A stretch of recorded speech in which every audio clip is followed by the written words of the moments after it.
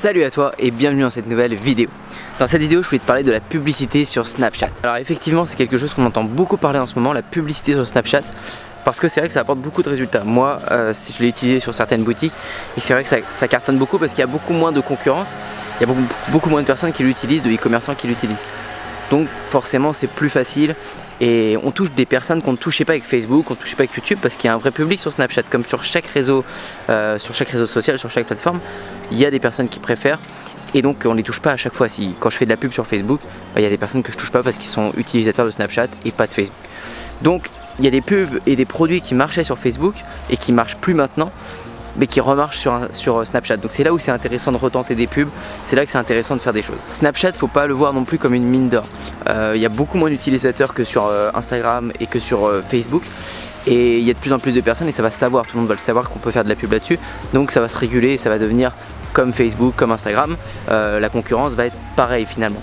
Là pour l'instant c'est vrai que ça peut être sympa d'en profiter pour faire sa place sur le marché, pour vendre pas mal de produits et se motiver.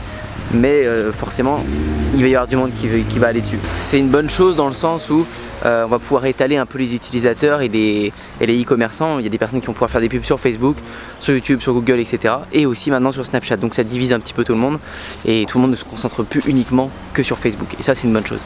Snapchat pour l'instant c'est un petit peu différent. Je pense que c'est une version bêta encore qui est disponible et c'est pas une version aboutie totalement. En fait ils font encore des mises à jour continuellement et c'est le tout début. Même aux États-Unis, Snapchat, la plateforme publicitaire, on l'utilise pas beaucoup. Utiliser Snapchat en termes de publicité, il faut juste taper sur Google Snapchat Ads et vous allez avoir le site et vous pouvez vous inscrire et démarrer vos pubs.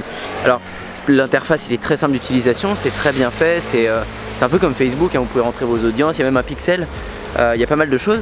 Donc vous pouvez découvrir par vous-même ou vous former, il y a pas mal de formations là-dessus autour.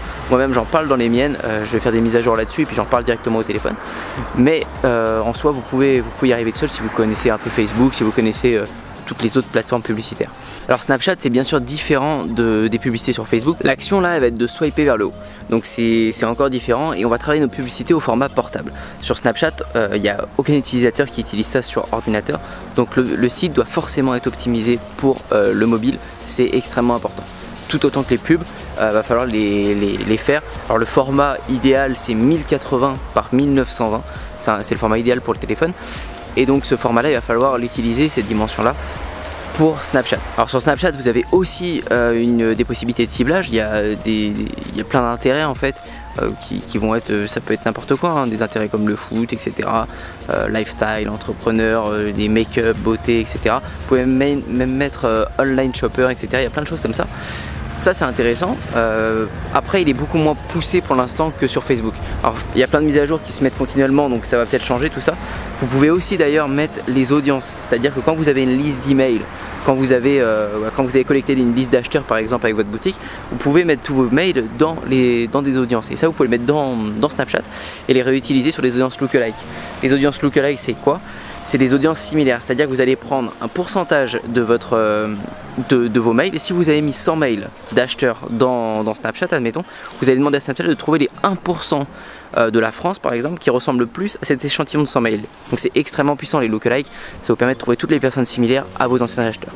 Tout ça c'est des techniques assez avancées mais Snapchat vous permet de le faire. Donc c'est très bien, il y a aussi un pixel comme je vous disais, donc on va pouvoir tracer nos données et collecter de la donnée pour pouvoir recibler, que le pixel s'améliore et qu'on fasse des campagnes de plus en plus ciblées. Bref, Snapchat est un très bon outil et vous devez l'utiliser dès aujourd'hui le plus rapidement possible si vous ne l'avez pas encore testé pour vendre vos produits en dropshipping, pour vendre vos offres de services, peu importe, mais vous devez le tenter. C'est le tout départ, forcément c'est plus facile à vendre comme ça l'était avant sur Facebook.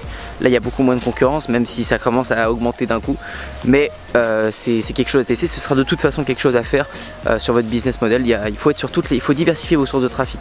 Plus vous diversifiez vos sources de trafic, plus vous avez de chances d'augmenter vos conversions parce que la problématique principale c'est le trafic.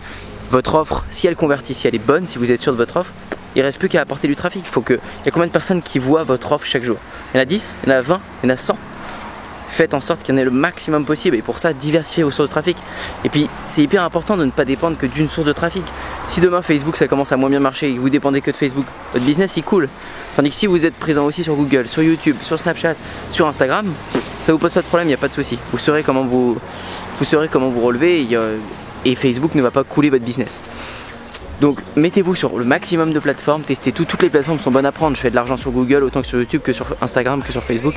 Même si moi, vous le savez, aujourd'hui ma principale source de revenus elle vient de Facebook. J'essaye d'être présent partout, je fais des influenceurs, je fais plein de choses, j'essaie d'être partout et de tout tester pour diversifier un maximum mes sources de trafic. Alors la petite particularité avec Snapchat, c'est que les pubs, vous n'allez pas pouvoir faire des pubs de 10 minutes, de 15 minutes, ça va être des pubs de maximum 10 secondes. Vous savez les stories, quand vous mettez par exemple des stories, vous pouvez pas faire plus de 10 secondes. Donc ça veut dire qu'en 10 secondes, il va falloir donner le meilleur de votre offre, le meilleur du produit. Il va falloir vraiment montrer au client quelle est l'idée, quelle est l'utilité vraiment de votre offre et du produit. Ça c'est hyper important de le mettre en valeur, vous avez 10 secondes pour le faire. Il faut que le message soit extrêmement bien passé avec une vidéo de bonne qualité. Alors voilà pour le conseil du jour. Je te conseille vraiment de te mettre à Snapchat si tu ne le mets pas encore. Si tu maîtrises les régies publicitaires, je pense que tu peux te débrouiller tout seul à apprendre sur Snapchat. Si par contre tu n'as jamais fait ça et que tu es encore débutant dans les régies publicitaires, je te conseille vraiment de te former, peu importe la formation, mais de te former sur le sujet. Tu vas gagner du temps et de l'argent parce que il faut savoir que Snapchat au départ, le minimum qu'on peut dépenser c'est 50 € par jour. 50 € par jour c'est le minimum qu'ils mettent, donc c'est sûr que c'est un peu plus cher que Facebook, que Google, etc. Mais ça reste tout à fait valable, hein. Les résultats sont là. Le coût par clic est vraiment moins cher que sur Facebook, Google et toutes les autres, pour l'instant en tout cas. Donc faut en profiter, même si c'est 50 € par jour, faut en profiter. Après, vous pourrez bien sûr toujours couper votre pub quand vous le souhaitez. Mais voilà, le budget de base est un peu plus supérieur que sur les autres régies publicitaires. Voilà pour cette vidéo, j'espère que ça t'a plu. Comme d'habitude, si ça t'a plu, n'hésite surtout pas à liker et à t'abonner. Et moi je te dis à bientôt pour une prochaine vidéo. Bye bye.